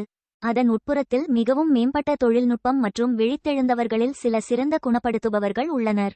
ட்ரீம் சாம்ராஜ்யத்திற்கு அவர்களின் முதல் பயணத்தின் காலம் வரை ஸ்லீப்பர்களின் உடல்கள் பிரத்யேகமாக வடிவமைக்கப்பட்ட காய்களில் பாதுகாப்பாக வைக்கப்பட்டு, மந்திரத்தின் மறுபுறத்தில் ஏதேனும் அசம்பாவிதம் நடந்தால் அந்த குணப்படுத்துபவர்களின் மந்திர சக்திகளால் பராமரிக்கப்படும். நிச்சயமாக அவர்கள் இறுதியில் எழுந்திருப்பார்களா இல்லையா என்பது முற்றிலும் தூங்குபவர்களையே சார்ந்துள்ளது. சன்னிக்கு ஆச்சரியமாக மருத்துவ மையத்திற்குள் நுழைந்த பிறகு பயிற்றுவிப்பாளர் ராக் அவர்களை நேரடியாக ஸ்லீப்பர் காய்கள் கொண்ட இறக்கைக்கு அழைத்து செல்லவில்லை. மாறாக அவர் அவர்களை ஒப்பீட்டளவில் வெறிச்சோடிய தளத்திற்கு அழைத்து சென்றார். பின்னர் சூரியன் மறையும் அழகிய கருஞ்சிவப்பு கதிர்களால் பிரகாசமாக ஒளிரும் ஒரு விசாலமான கேலரியின் கதவுகளை திறந்தார். அங்கு வரிசையாக சக்கர நாற்காலிகளை பார்த்தனர். ஒவ்வொரு சக்கர நாற்காலியிலும் ஒரு நபர் வெற்று, விசித்திரமான அமைதியான முகத்துடன் இருந்தார். இந்த மக்கள் அனைவரும் முற்றிலும் அமைதியாக, அசைவில்லாமல் அமைதியாக இருந்தனர். விருந்தினர்களின் தோற்றத்திற்கு அவர்கள் எந்த எதிர்வினையும் காட்டவில்லை. அவை அனைத்தும் காலியாக இருப்பது போல் தோன்றியது. அமானுஷ்யமான அமைதியில் சன்னி தன் தலைமுடி நிமிர்ந்து நிற்பதையும் தவழும் பயங்கரம் அவன் இதயத்தில் ஆழமாக ஊடுருவுவதையும் உணர்ந்தான். பயிற்றுவிப்பாளர் ரா புனிதமான கண்களால் வெற்று மக்களை பார்த்தார். உங்களை எல்லாம் நான் இங்கு அழைத்து வந்ததற்கு ஒரு காரணம் இருக்கிறது. நன்றாக பார்த்து நினைவில் வைத்துக் கொள்ளுங்கள். உங்களில் சிலருக்கு இவர்கள் யார் என்று தெரிந்திருக்கலாம். உங்களில் இல்லாதவர்கள் ஹாலோ என்று அழைக்கப்படுவார்கள். பல்லை கடித்து கொண்டான். அவர்களில் ஒவ்வொருவரும் ஒரு காலத்தில் தூங்குபவராகவோ அல்லது விழித்தெழுந்தவர்களாகவோ இருந்தார்கள். அவர்களில் சிலர் பலவீனமாக இருந்தனர், அவர்களில் சிலர் வலிமையானவர்களாக இருந்தனர், சிலர் நம்ப முடியாத அளவிற்கு சக்தி வாய்ந்தவர்களாக இருந்தனர். அவர்கள் அனைவரும் கனவுலகில் அழிந்துவிட்டனர். அவர்களின் ஆன்மா போய்விட்டது. சன்னி உணர்ந்து திகிலடைந்தார். நீங்கள் அதிர்ஷ்டசாலி என்றால் உங்கள் ஆவி அழிந்தவுடன் உங்கள் உடலும் அதனுடன் இறந்துவிடும். ஆனால் இல்லை என்றால் நீங்கள் அவர்களைப் போல் ஆகிவிடுவீர்கள். வெற்று. பயிற்றுவிப்பாளர் ராக் காஸ்டரும் நெஃபிஸும் நின்ற திசையை நோக்கி பார்த்தார். பின்னர் மேலும் கூறினார், எனவே அங்கே இறக்க வேண்டாம். அரை மணி நேரம் கழித்து ஸ்லீப்பர்கள் தங்கள் தனிப்பட்ட அறைகளுக்கு அழைத்துச் செல்லப்பட்டு காய்களுக்குள் நுழைய தயாராகிக் கொண்டிருந்தனர். ஒரு அறையில் பார்வையற்ற பெண் காசியா தன் கைகளால் சுவர்கள் மற்றும் விசித்திரமான இயந்திரங்களை தொட்டு அறிமுகமில்லாத இடத்தில் தன்னை திசை திருப்ப முயன்று கொண்டிருந்தாள். அவளுடைய அழகான பொம்மை போன்ற முகத்தில் கண்ணீர் வழிந்து கொண்டிருந்தது. மற்றொரு அறையில் பெருமைமிக்க லெக்கசி காஸ்டர் தரையை கவனக்குறைவாக பார்த்து கொண்டிருந்தார். ஒரு விசித்திரமான சொற்றொடரை திரும்ப திரும்பச் சொல்லிக்கொண்டே அவன் உதடுகள் அசைந்து கொண்டிருந்தன. அவன் நடுங்கிக் கொண்டிருந்தான். வேறு எங்கோ அழியாத சுடர்குலத்தின் கடைசி மகளான சேஞ்சிங் ஸ்டார் நெஃபிஸ் அவள் கைகளை பார்த்து கொண்டிருந்தாள். அவளுடைய தோலின் கீழ் மென்மையான வெண்ணிற பிரகாசம் மெல்ல மெல்ல பிரகாசமாகவும் வளர்ந்து கொண்டிருந்தது. அவள் முகம் பயங்கரமான வேதனையில் முகம் சுருங்கியிருந்தது. இறுதியாக ஒரு அறை இருந்தது. அங்கு சூரிய ஒளியில் இருந்து தொலைந்து போன நிழல் அடிமை சன்லெஸ் தூங்கிக் கொண்டிருந்த இடத்திலிருந்து விலகி அவனது நிழலை பார்த்தான். சரி, நீ தயாரா? நிழல் குலுங்கி பதில் சொல்லவில்லை. சன்னி பெருமூச்சு விட்டாள். ஆமாம், நானும் தான் என்றபடி முன்னோக்கிச் சென்று நெற்றில் ஏறினான். பரந்த எதிரொலிக்கும் இருளில் அவர் கேட்டார். நடந்ததைப் போலவே ட்ரீம் ராஜ்யத்திற்கான தனது வருகை மேலிருந்து நடக்கப் போகும் இடத்தை முதலில் பார்க்க சன்னி எதிர்பார்த்தார். அப்போது நேரம் மாயமாக தலைகீழாக நகர்ந்தது. அவர் என்ன எதிர்கொள்ளப் போகிறார் என்பதற்கான குறிப்புகளை காண அவருக்கு வாய்ப்பளித்தது. மாறாக எழுத்துப்பிழையின் வாழ்த்துக்களை கேட்ட உடனேயே சன்னி பார்வையற்றவராகவும் நீரில் மூழ்கியவராகவும் இருப்பதைக் கண்டார். அவர் உள்ளுணர்வால் கத்துவதற்கு வாயை திறக்க முயன்றபோது உப்பு நீர் உள்ளே விரைந்தது. அவரை மூச்சு திணறச் செய்து இழுத்தது. அதற்கு மேல் அவனால் எதையும் பார்க்க முடியவில்லை. இல்லை, அவனால் பார்க்க முடியவில்லை என்பதல்ல, சுற்றிலும் ஒளியின் ஆதாரம் இல்லை. பொதுவாக சன்னிக்கு இருள் ஒரு பிரச்சனையாக இல்லை. ஆனால் சில காரணங்களால் அவரது பார்வை இப்போது வேலை செய்யவில்லை. ஒருவேளை அவர் மூழ்கிய கடல் நீர் அதை தடுத்துள்ளது. நிழல்களுடனான தொடர்பு அவருக்கு கொடுத்த சிறப்பு விண்வெளி பார்வை இல்லாவிட்டால் அவர் முற்றிலும் திசை திருப்பப்பட்டிருப்பார். இருப்பினும் அதன் உதவியுடன் எந்த பக்கம் கீழே உள்ளது, எந்த பக்கம் மேலே உள்ளது என்பதை புரிந்து கொள்ள முடியவில்லை. அதிர்ஷ்டவசமாக ஆசிரியர் ஜூலியஸின் பாடங்களில் நீச்சல் இருந்தது. திரும்பி வந்தவுடன் முதியவர் மற்றும் மாஸ்டர் ஜெட் இருவருக்கும் நன்றி சொல்வதாக சத்தியம் செய்து சன்னி தன்னை நிதானமாக இருக்க வற்புறுத்தி மேல் நோக்கி நீந்தத் தொடங்கினார். சில நீண்ட மற்றும் பதட்டமான நொடிகளில் அவரது தலை நீரின் மேற்பரப்பில் உடைந்தது. சன்னி இறுதியாக ஆழ்ந்த கரகரப்பான மூச்சை இழுக்க முடிந்தது. மூச்சு நீ இன்னும் உயிருடன் இருக்கிறாய். எரியும் நுரையீரலை தணித்து ஒரு குறிப்பிட்ட அளவிற்கு தன்னை தேற்றிக் கொள்ளும் அளவுக்கு காற்றை உறிஞ்சிய பிறகு சன்னி தண்ணீரில் கவனமாகச் சுழன்று தனது சுற்றுப்புறத்தை எடுக்க முயன்றார். அவரைச் சந்தித்தது முடிவில்லாத ஜெட் கருப்பு அலைகளின் அலைகள். அவர்களுக்கு மேலே ஒரு வெற்று கருப்பு வானம் இருந்தது. அங்கு நிலவும் இல்லை, நட்சத்திரங்களும் இல்லை, அடக்குமுறை ஒன்றுமில்லாத இருண்ட பரந்தவெளி. சன்னி சில முறை கண் சிமிட்டினார். குளிர் பயம் அவரது இதயத்தை பிடித்தது. இது ஒரு கடல், ஒரு கடல். நான் கடலின் நடுவில் கைவிடப்பட்டேனா? இல்லை, அது இருக்க முடியாது. அருகில் எங்காவது திடமான நிலம் இருக்க வேண்டும். அவர் ஒரு கணநேர பீதியில் இருந்தபோது ஒரு தொலைதூர ஒலி திடீரென்று அவரது கவனத்தை ஈர்த்தது. சன்னி திரும்பி பார்த்தார். ஒரு முக்கோண முதுகு துடுப்பு தனது திசையில் நகர்வதைக் கண்டார். அதிர்ஷ்டவசமாக அது இன்னும் நூற்றுக்கணக்கான மற்றும் நூற்றுக்கணக்கான மீட்டர் தொலைவில் இருந்தது. காத்திருங்கள், அது வெகு தொலைவில் இருந்தால் எப்படி நான் அதை இவ்வளவு தெளிவாக பார்க்க முடியும்? தண்ணீரில் மூழ்கியிருந்தாலும் சன்னிக்கு திடீரென்று தன் உடல் முழுவதும் குளிர்ந்த வியர்வை இருப்பது போல் உணர்ந்தான். அவரது மதிப்பீட்டின்படி அந்த முதுகு துடுப்பு குறைந்தது 5 மீட்டர் உயரம் இருந்தது. அது வேகமாக நெருங்கி வந்தது. ஒவ்வொரு நொடியும் தெரியும்படி பெரிதாக வளர்ந்து வந்தது. அடடா, ஸ்பெல்! திகில் நிறைந்த கண்களுடன் சன்னி மீண்டும் சுழன்று எதையும் கண்டுபிடிக்க தீவிரமாக முயன்றார். அவரை காப்பாற்ற. அங்கே சிறிது தூரத்தில் அவர் இறுதியாக தண்ணீருக்கு மேலே ஒரு கருப்பு நிற வெகுஜனத்தை கவனித்தார். யோசித்து ஒரு நொடி கூட வீணாக்காமல் கணிசமான வேகத்தில் கருநிறத்தின் திசையில் நீந்தி கை கால்களை அசைக்க ஆரம்பித்தான்.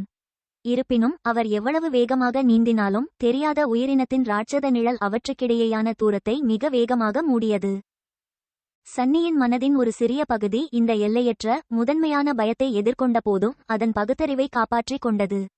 தன்னை முழுவதுமாக பீதியில் நழுவ அனுமதிக்காமல் சன்னி சிந்திக்க முயன்றார். பின்னர் அமைதியாக தனது சொந்த நிழலை தனது உடலை சுற்றி வருமாறு கட்டளையிட்டார். உடனே அவனது வேகம் 2 மடங்கு அதிகரித்தது.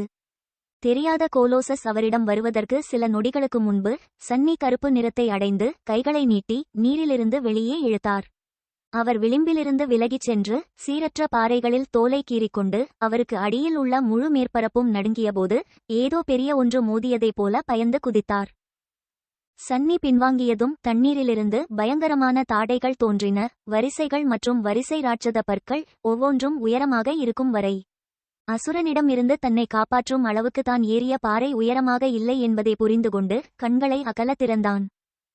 அது ஏன் என்னை சாப்பிட முயல்கிறது? நான் மிகவும் சிறியவன், இந்த மகத்தான சிற்றுண்டியாக கருத முடியாது. இருப்பினும் அசுரன் தாக்கும் வாய்ப்பை பெறுவதற்கு முன்பு ஒரு பிரம்மாண்டமான கூடாரம் திடீரென்று தண்ணீரை உடைத்து ஏதோ விசித்திரமான கருப்பு கோபுரம் போல காற்றில் உயர்ந்தது. வெகு நேரத்திற்குள் அது கீழே விழுந்து ராட்சத மாவின் உரிமையாளரை சிக்க வைத்து மீண்டும் தண்ணீருக்கு அடியில் இழுத்தது. சன்னி தனது கால்களில் உணர்வை இழந்து தரையில் விழுந்தான். அவன் வாய் திறந்தான். அவன் உடம்பெல்லாம் நடுங்கிக் கொண்டிருந்தது. சில நொடிகள் கழித்து ஒன்றுமே நடக்காதது போல் இருண்ட கடல் மீண்டும் அமைதியானது. அலட்சிய அலைகள் ஒளியற்ற வானத்தின் கீழ் அமைதியாக நகர்ந்து கொண்டே இருந்தன. எனவே அது என்னை சாப்பிட முயற்சிக்கவில்லை என்று அவர் உறைந்தார். அது ஓட முயன்றது. சில நிமிடங்களுக்குப் பிறகு சன்னி தன்னை எதுவும் விழுங்கப் போவதில்லை என்பதில் உறுதியாக இருந்தால், குறைந்தபட்சம் உடனடியாக அல்ல. அந்த உறுதியுடன் நடுக்கத்தை நிறுத்திவிட்டு தனது சுற்றுப்புறத்தை கொஞ்சம் ஆராயும் மனநிலையில் அவர் இறுதியாக இருந்தார். அவர் ஏறிய கருப்பு நிறமானது சுமார் 12 மீட்டர் விட்டம் கொண்ட ஒரே கல் மேடையாக மாறியது. அதன் மேற்பரப்பு பெரும்பாலும் தட்டையாகவும் பள்ளங்களால் மூடப்பட்டதாகவும் ஓரளவு உலர்ந்ததாகவும் இருந்தது. அதன் விளிம்புகளின் வழக்கமான வடிவம் காரணமாக இது இயற்கையான உருவாக்கம் என்பதை விட மனிதனால் உருவாக்கப்பட்ட ஒன்று போல் தோன்றியது. ஆனால் மீண்டும் இங்கே கனவு சாம்ராஜ்யத்தில் மனிதனால் உருவாக்கப்பட்ட ஒன்று உண்மையில் மனிதர்களால் செய்யப்பட்டது என்பதை உறுதியாக கூறுவது கடினமாக இருந்தது. அதை பற்றி சிந்திக்காமல் இருப்பது நல்லது. பிளாட்பார்ம் எதற்கும் இணைக்கப்படவில்லை. இருள் கடலில் ஒரு சிறிய தீவாக இருந்தது. சன்னி பார்க்க முடிந்தவரை தண்ணீருக்கு மேலே வேறு எதுவும் இல்லை. அந்த உண்மையை கண்டுபிடித்த பிறகு அவர் இன்னொன்றையும் உணர்ந்தார். அவர் ஈரமாகவும் குளிராகவும் முற்றிலும் நிர்வாணமாகவும் இருந்தார். அவரது பாதுகாப்பில் பள்ளத்தாக்கு அரக்கர்களிடமிருந்து தங்களை காப்பாற்ற முயற்சிக்கும் போது ஒருவர் கடைசியாக நினைக்கும் ஆடை நிலைமை. மேலும் அவரது அப்பட்டமான வெளிரிய தன்மை மற்றும் தனிப்பட்ட பிட்களை காண யாரோ இங்கு இருப்பது போல் இல்லை. ஆனாலும் ஒருவித குளிர் இருந்தது. சன்னி பொம்மலாட்டக்காரரின் கவசத்தை வரவழைத்து அடர் சாம்பல் நிற ஆடைகள் அவரது உடலை மறைத்திருப்பதை பார்த்தார். இது ஒரு ஜோடி உயரமான மென்மையான சோல்ட் லெதர் பூட்ஸுடன் கூட வந்தது. சாம்பல் நிற துணி மற்றும் பளபளப்பான தோல் உடையணிந்த அவர் திடீரென்று மிகவும் பாதுகாப்பாக உணர்ந்தார். குறிப்பிட தேவையில்லை, சூடாக. அதன் பிறகு சன்னி பிளாட்பாரத்தின் நடுவில் தன்னால் முடிந்தவரை தண்ணீரிலிருந்து வெகு தொலைவில் அமர்ந்தார். மேலும் அவர் நினைக்கும் கனவு மண்டலத்தின் ஒவ்வொரு பகுதியின் தனித்துவமான பண்புகளையும் நினைவில் வைக்க முயன்றார். துரதிர்ஷ்டவசமாக அவை எதுவும் இந்த நட்சத்திரமற்ற இருண்ட வெற்றிடத்துடன் பொருந்தவில்லை. நிச்சயமாக இல்லை என்று சற்று வெறுப்புடன் நினைத்தான். எப்போதாவது சில துரதிர்ஷ்டவசமான மனிதர்கள் இங்கு வந்திருந்தாலும் அவர்களால் உண்மையான உலகத்திற்கு உயிருடன் திரும்ப முடியுமா என்று நான் சந்தேகிக்கிறேன். நீருக்கடியில் மறைந்திருக்கும் பொருட்களை கொண்டு அல்ல. பிளாட்பாரத்தை விட்டு வெளியேறி நிலத்தை தேடி நீந்த முயற்சிக்கும் அளவுக்கு இன்னும் ஆசைப்படாத சன்னி காத்திருந்து பார்க்க முடிவு செய்தார். ஒருவேளை நேரம் செல்லச் செல்ல ஏதாவது மாறப்போகிறது. மெல்லிய பெருமூச்சுடன் தன் நிழலை தேடுவது வழக்கம். இருப்பினும் அவரைச் சூழ்ந்திருந்த மொத்த இருள் காரணமாக அதை உண்மையில் பார்க்க முடியவில்லை. அதன் இருப்பை அவர் அரிதாகவே உணர்ந்தார். இது உங்களுக்கு ஒரு சொர்க்கமாக இருக்க வேண்டும், இல்லையா? இந்த இருள் மற்றும் பார்வையில் ஒரு நட்சத்திரம் அல்ல. நிழல் நிச்சயமாக பதிலளிக்கவில்லை. எப்படியும் நல்ல வேலை முன்னாடி.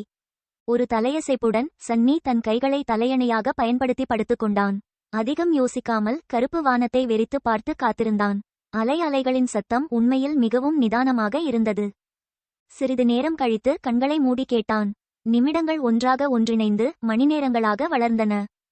திடீரென்று சன்னி கடலின் சத்தத்தில் சிறிது மாற்றம் கண்டார். ஏதோ மாறுவது போல் இருந்தது. அவர் கண்களை திறந்து பார்த்தார். வானத்தின் ஒரு மூலை மெதுவாக சாம்பல் நிறமாக மாறியது. விரைவில் ஒரு வெளிர் சூரியனின் பார்வை அடிவானத்திற்கு மேலே எழுவதை காண முடிந்தது.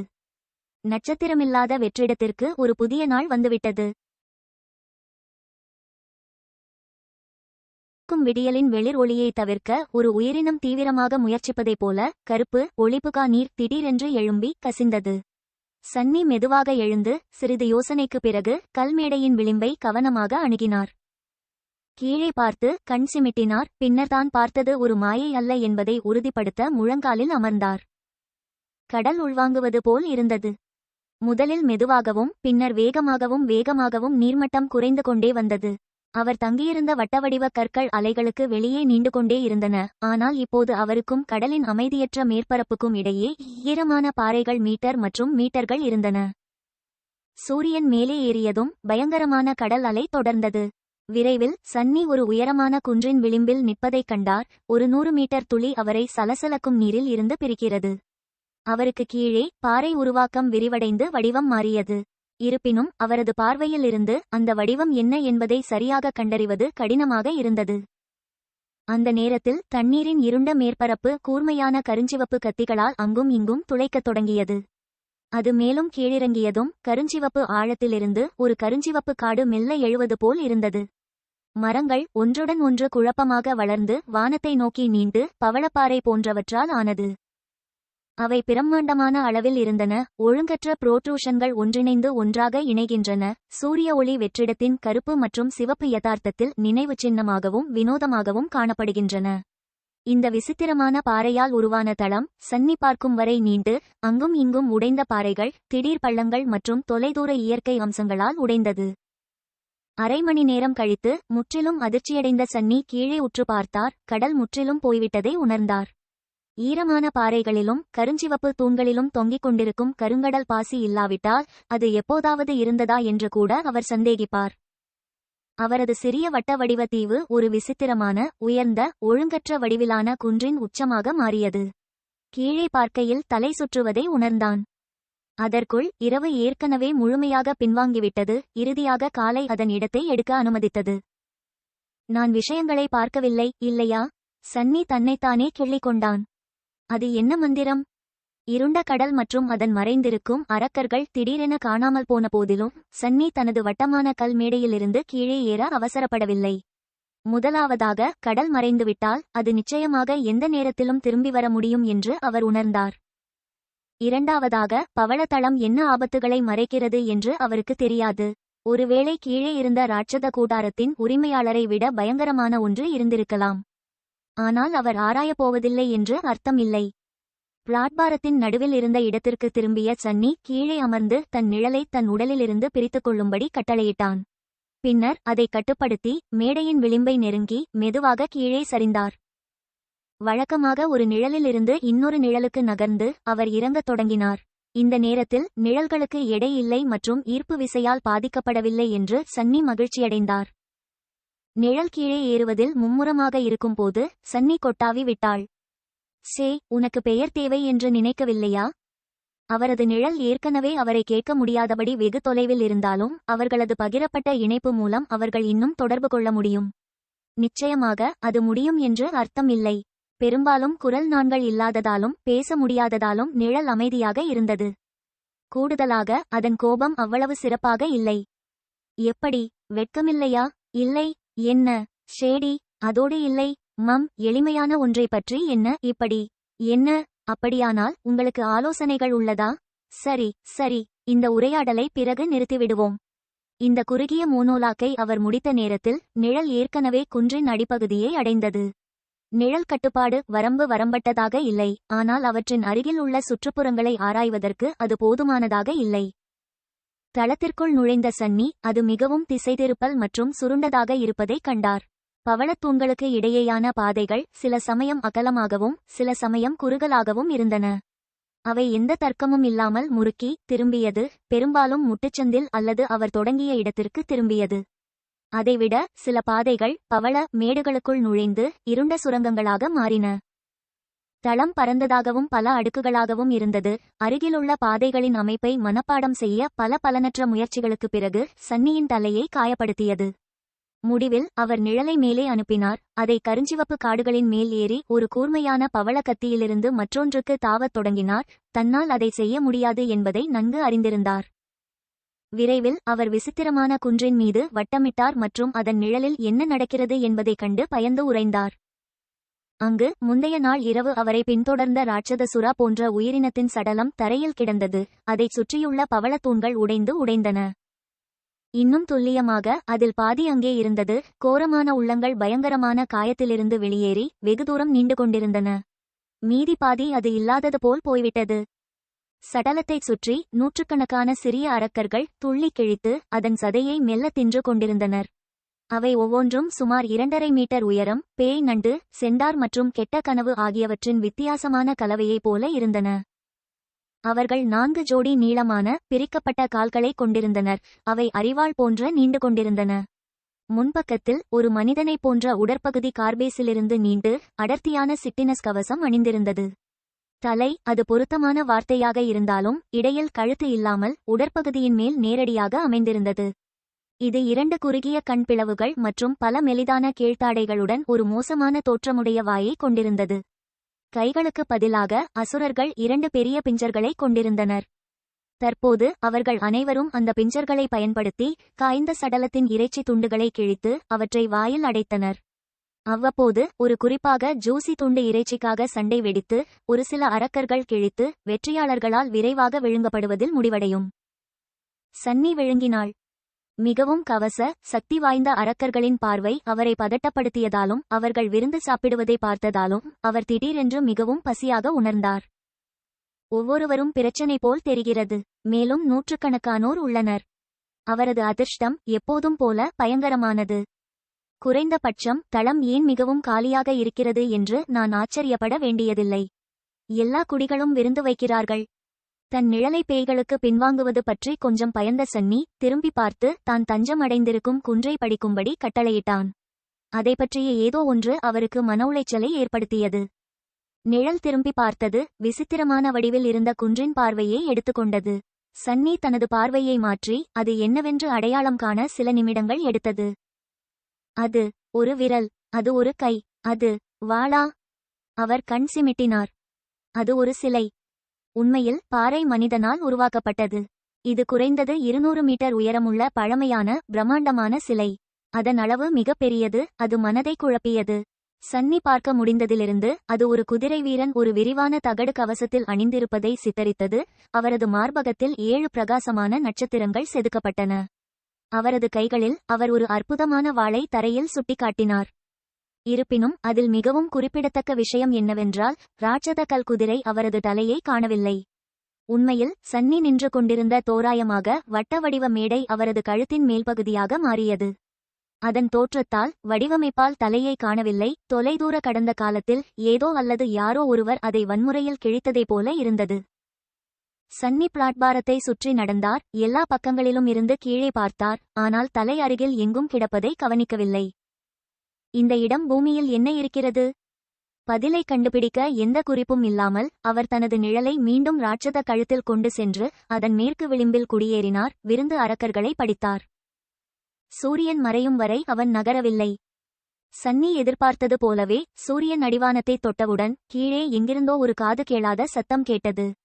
அரக்கர்கள் தங்கள் விருந்தை உடனடியாக நிறுத்திவிட்டு ஓடிவிட்டனர். சிலர் பவளத்தூண்களுக்குள் ஒளிந்து கொண்டனர். சிலர் தங்களை மென்மையான மண்ணில் புதைத்தனர். சில நிமிடங்களுக்குப் பிறகு கருப்பு நீரின் முதல் நீரோடைகள் தளம் தோன்றின. அவற்றின் அளவு விரைவாக வளர்ந்தது. விரைவில் ஒரு பேரழிவு வெள்ளம் சுற்றியுள்ள அனைத்தையும் விழுங்கியது. இரவு நெருங்க நெருங்க கடல் திரும்பிக் கொண்டிருந்தது. சன்னி இந்த கற்பனை செய்ய முடியாத செயல்முறையை வெறித்து பார்த்தார். அவரது தலையில் எண்ணங்கள் சூழ்ந்தன. 1 மணி நேரத்தில் வட்டமான மேடை மீண்டும் இருண்ட தண்ணீருக்கு மேலே இருந்தது. வெறும் வயிற்றோடும் எண்ணங்கள் நிறைந்த தலையோடும் சன்னி பிளாட்பாரத்தின் மையத்திற்கு திரும்பி வந்து அமர்ந்தாள். சிறிது நேரம் கழித்து அவர் தனது நிழலுக்கு சைகை செய்து கூறினார், ஏதாவது நடந்தால் என்னை எழுப்புங்கள். பின்னர் கண்களை மூடிக்கொண்டு தூங்க முயன்றார். அவரது உணர்வு விரைவாக இருளின் இனிமையான தழுவலில் சறுக்கி சன்னிக்கு தேவையான ஓய்வை கொடுத்தது. இருப்பினும் நடு இரவில் ஒரு திடீர் தூண்டுதல் அவரை விழித்தெழுந்தது. பதட்டமான பயம் நிறைந்த அவனது தடுமாற்றமான மனம். சன்னி அவன் காலடியில் குதித்தான். ராட்சத கூடாரத்தின் உரிமையாளர் வேலையை முடிக்க திரும்பி வந்துவிட்டாரா என்று அவர் பயந்தார். அல்லது ஆழத்திலிருந்து வேறு ஏதேனும் திகில் அவரை உணர்ந்து மனித இறைச்சியை சிற்றுண்டி செய்ய முடிவு செய்திருக்கலாம். இருப்பினும் கடல் அமைதியாகவும் இருந்தது. மாவீரர் சிலையைச் சுற்றி எந்த அசாதாரணங்களும் அவர் கேட்கவில்லை. என்ன அது? சன்னி கிசுகிசுத்தார். நிழலை உரையாற்றினார். நிழல் அமைதியாக அவனை ஒரு குறிப்பிட்ட திசையில் காட்டியது. தலையை திருப்பிக் கொண்டு சன்னி கண்களை சிமிட்டினான். ஏன் எழுந்திருப்பது நல்லது என்று அவர் விரைவில் புரிந்து கொண்டார். இல்லையெனில் அவர் பார்க்க முடியாது. சில கிலோமீட்டர் தொலைவில் ஒரு சிறிய ஆரஞ்சு ஒளி இருளில் மின்னியது. அதன் பிரதிபலிப்புகள் அலைகளின் அசைவுடன் உயர்ந்து தாழ்ந்து கொண்டிருந்தன. எந்த விவரங்களையும் கண்டுபிடிக்க முடியாதபடி வெகு தொலைவில் இருந்ததால் சன்னி சிறிது நேரம் அதை பார்த்து கொண்டிருந்தார். விரைவில் ஒளி மறைந்தது. மற்ற ஸ்லீப்பர்களா? இயற்கையான நிகழ்வா? அல்லது சில அசுரன் பொறி வைக்கிறார்களா? கனவான ஆழ்கடல் உயிரினங்களின் நினைவுகள் உடனடியாக அவன் மனதில் தோன்றின. தலையை அசைத்துக்கொண்டு சன்னி மீண்டும் படுத்து உறக்கத்திற்கு திரும்ப முயன்றான். ஆனால் இம்முறை தூக்கம் அவனை தப்பிவிட்டது. பசியின் வேதனை இன்னும் தாங்க முடியாததாக இருந்தது. ஆனால் மெதுவாக மேலும் மேலும் தீவிரமடைந்தது. இருப்பினும் தாகம் மோசமாக இருந்தது. இறுதியில் சூரியன் மீண்டும் உதிக்கும் வரை அவர் விழித்திருந்து இருண்ட கடலை பின்வாங்கச் செய்தார். காலை வந்தவுடன் பின்சர் அரக்கர்கள் தங்கள் மறைவிடங்களிலிருந்து திரும்பி ஊர்ந்து தங்கள் விருந்தை தொடர மாபெரும் சடலத்திற்கு விரைந்தனர். சன்னி சிறிது நேரம் அவர்களை பார்த்துவிட்டு முந்தைய நாள் இரவு மர்மமான ஒளியை கண்ட திசையை நோக்குவதற்காக மேடையின் எதிர்ப்பக்கம் நடந்தார். தலையில்லாத சிலையிலிருந்து கணிசமான தொலைவில் 5-6 கிலோமீட்டர் தொலைவில் நிலம் இயற்கையாக உயர்ந்து ஏதோ ஒரு மலையை ஒத்திருந்தது. அந்த மலையின் உச்சியில் ஒரு பெரிய பவளத்தூண் வானத்தை நோக்கி உயர்ந்தது. அதன் தோற்றத்திலிருந்து அதன் மேல் கிளைகள் இரவில் தண்ணீருக்கு மேலே இருக்கும் அளவுக்கு உயரமாக இருந்தன. சன்னியின் தலையில் பலவிதமான யோசனைகள் புயலாக தோன்றின. ஆனால் அதன் முடிவில் 2 கேள்விகள் மட்டுமே உண்மையில் முக்கியமானதாக இருந்தது. முதலாவதாக, அவர் தளம் வழியாக வழியை கண்டுபிடித்து பகலில் அந்த தூரத்தை கடக்க முடியுமா? மேலும் முக்கியமாக, அவர் அதை செய்ய முயற்சிக்க வேண்டுமா?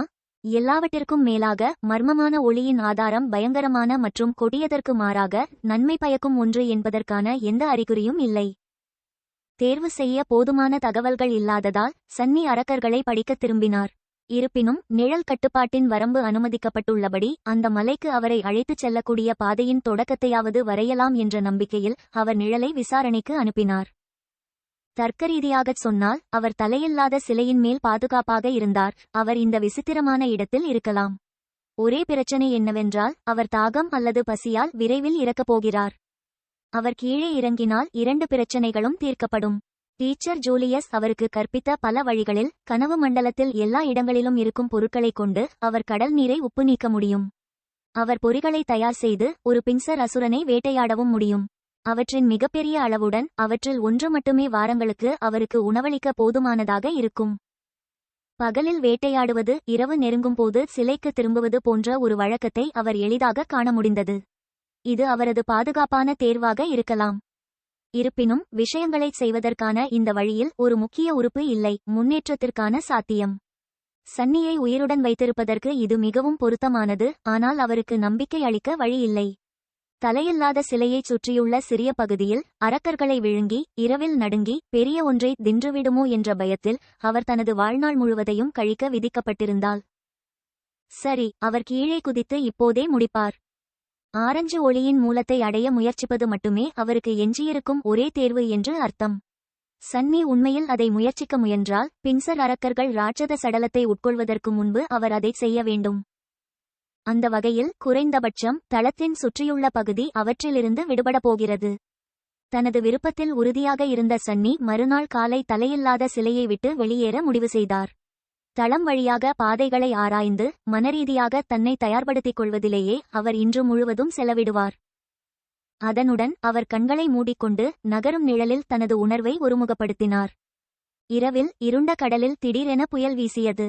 நசுக்கும் காற்று மற்றும் கொட்டும் மழைக்கு தன்னை தயார்படுத்தும் நேரத்தில் சன்னி நிழலால் விழித்தெழுந்தார். பொதுவாக மழை அவரை எப்போதும் மோசமான மனநிலையில் வைக்கும். ஆனால் இம்முறை இளநீரை தவிர வேறு எதையும் நினைக்க முடியாத அளவுக்கு தாகமாக இருந்தது. பிளாட்பாரத்தின் விளிம்பில் வீசப்படாமல் இருக்க சன்னி தன் கைகளை கவ்விக்கொண்டு மழைநீர் நிரம்பும் வரை காத்திருந்தான். பின்னர் அவற்றை வாயில் உயர்த்தி பேராசையுடன் குடித்தார். மின்னல் தாக்கம் கடலுக்கு மேலே உள்ள அனைத்தையும் ஒளிரச் செய்தது. இப்போது யாராவது சன்னியை பார்த்திருந்தால் அவருடைய முகத்தில் ஒரு பரந்த சிரிப்பை அவர்கள் கவனித்திருப்பார்கள். தொடர்ந்து பல மணி நேரம் புயல் வீசியது. சன்னி அதன் ஆத்திரத்தை தாங்கிக் கொண்டு மேடையின் நடுவில் குனிந்து நின்றாள். ஒன்றுக்கு மேற்பட்ட முறை ஒரு உயரமான அலை தலையில்லாத குதிரையின் கழுத்தில் மோதி அவரை கழுவிவிட அச்சுறுத்தும். ஆனால் சன்னி மேடையின் கல் மேற்பரப்பில் உள்ள ஆழமான பள்ளங்களை பசை போல ஒட்டிக்கொண்டார். காலையில் புயல் இறுதியாக சிதறியபோது அவரது தசைகள் அனைத்தும் புண்பட்டன. ஆனால் நேரத்தை வீணடிக்க முடியவில்லை. அரக்கர்கள் சடலத்திற்கு திரும்பி வந்தவுடன் சில தடுமாறிகள் பின்னால் வேகமாக பின்தொடர்ந்தன. அவர் மேடையின் விளிம்பில் சறுக்கி கீழே இறங்கத் தொடங்கினார். பாறை ஏறுதலின் அடிப்படைகளையும் கற்றுத்தந்ததால் சன்னி மீண்டும் ஒருமுறை வைல்டர்னஸ் சர்வைவல் வகுப்புகளுக்கு நன்றி சொல்ல வேண்டியிருந்தது. ஆசிரியர் ஜூலியஸ் தனது மாணவருக்கு சாத்தியமான அனைத்து வகையான பயணங்களிலும் ஒரு விபத்து படிப்பை வழங்குவதில் உறுதியாக இருந்தார். கூடுதலாக சன்னி ஏற்கனவே சிறந்த வழியை கண்டுபிடித்தார் மற்றும் அவரது நிழலின் உதவியுடன் கைப்பற்றுவதற்கான சிறந்த பிடிப்புகள் மற்றும் உள்தள்ளல்களை மனப்பாடம் செய்தார். விரைவில் அவரது கால்கள் இறுதியாக தரையை தொட்டன.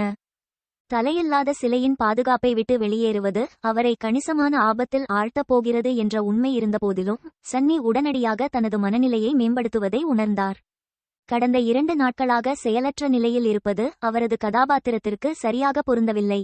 இப்போது அவரது திட்டம் தோல்வியில் முடிந்தாலும் குறைந்தபட்சம் அவர் செய்ய முடிவு செய்த ஒன்றை செய்யப்போகிறார். முயற்சி செய்யாமல் இருப்பதை விட முயற்சி செய்து தோல்வி அடைவது சிறந்தது. கருப்பு சேறு அவரை மெதுவாக்கும் அளவுக்கு ஆழமாக இருந்தது, ஆனால் அவர் பயந்த அளவுக்கு இல்லை. சில பயிற்சிகள் மூலம் சன்னி விரைவில் ஏற்றுக்கொள்ளக்கூடிய வேகத்தில் நடக்க முடிந்தது. மேலும் என்னவென்றால், அவர் நிழலில் ஒட்டிக்கொண்டிருக்கும் வரை அவரது படிகள் லேசாகவும் அமைதியாகவும் இருந்தன. சேற்றிலிருந்து எந்த சத்தமும் இல்லை. தொலைதூர மலைக்கு அவரை அழைத்துச் செல்ல வேண்டிய பாதைகளில் ஒன்றை நோக்கி அவர் சென்று சிவப்பு நிற தளத்தின் குளிர் நிழலில் நுழைந்தார். உடனே அவன் மனதை ஒரு விசித்திரமான உணர்வு சூழ்ந்தது. தளத்திற்கு அப்பாற்பட்ட உலகம் இனி இல்லை என்பது போலவும் அதன் இருண்ட பாதைகள் மட்டுமே எஞ்சியுள்ளதாகவும் இருந்தது. இந்த விஷயம் கிட்டத்தட்ட முடிவற்றதாக தெரிகிறது. தலையை ஆட்டிய சன்னி மறைந்திருக்கும் ஆபத்தை பற்றி முன்கூட்டியே தெரிவிக்கலாம் என்ற நம்பிக்கையில் நிழலை முன்னோக்கி தேட அனுப்பினார். மேலும் முன்னேடத் தொடங்கினார். சூரியன் மறையத் தொடங்கும் முன் அவன் தொலைதூர மலையை அடைவானா இல்லையா என்பதை பொறுத்தே அவனது வாழ்க்கை இப்போது இருந்தது. இருளில் மூழ்கிய கடல் ஒரு தடவை தடுக்க முடியாத பெருவெள்ளத்தில் திரும்பி வந்தவுடன் இன்னும் பிரமைக்குள் இருந்தால் என்ன நடக்கும் என்று யோசிக்கக்கூட அவன் விரும்பவில்லை. நிழல் அவருக்கு முன்னால் சென்றது, எந்த தடைகளையும் சந்திக்கவில்லை. சில சமயங்களில் வெவ்வேறு பாதைகளின் திசையை ஆராய்வதற்காக உயரத்தில் ஏறி சன்னி பெரும்பாலான நேரங்களில் உகந்த வழியை தேர்ந்தெடுக்க அனுமதிக்கிறது. இருப்பினும் அவர் இன்னும் 1 அல்லது 2 முறை கணிசமான தூரத்தை பின்வாங்க வேண்டியிருந்தது. ஒரு முட்டுச்சந்தில் அல்லது தவறான திசையில் செல்லும் பாதையில் முடிவடைகிறது. இருந்தாலும் எல்லாம் சுமூகமாக நடப்பது போல் இருந்தது. சன்னிக்கு தளத்தின் உட்புறத்தை கவனமாக ஆய்வு செய்ய நேரம் கிடைத்தது. அதன் கலவை பற்றிய கூடுதல் விவரங்களையும் அவரது கால்களுக்கு அடியில் சேற்றில் மறைந்திருக்கும் அடையாளம் தெரியாத எலும்புகளின் பயமுறுத்தும் அளவையும் கவனித்தார். காரியங்கள் நல்லபடியாக நடந்து கொண்டிருந்ததால் தன் பாதுகாப்பை கொஞ்சம் குறைத்தார். அவரது ஆணவமும் குற்றம் சாட்டப்பட்டது. அவரது விரிவான தயாரிப்புகள் மற்றும் நிழல் சாரணர் மீது திறமையான கட்டுப்பாட்டுடன் சன்னி ஆழ்மனதில் தன்னை தோளில் தட்டிக்கொண்டு எல்லாம் சரியாகிவிடும் என்று கருதினார். அதனால்தான் அவருக்கு நேர் எதிரே இருந்த சேறு அசையத் தொடங்கியபோது அவர் எதிர்வினையாற்ற ஒரு வினாடியின் ஒரு பகுதி தாமதமானது. அடுத்த கணத்தில் ஒரு பெரிய பின்சர் தரையில் இருந்து வெளியேறி காற்றை கிழித்து ஒரு நசுக்கிய தாக்குதலால் அவரது உடலை பாதியாக வெட்டுவேன் என்று அச்சுறுத்தியது.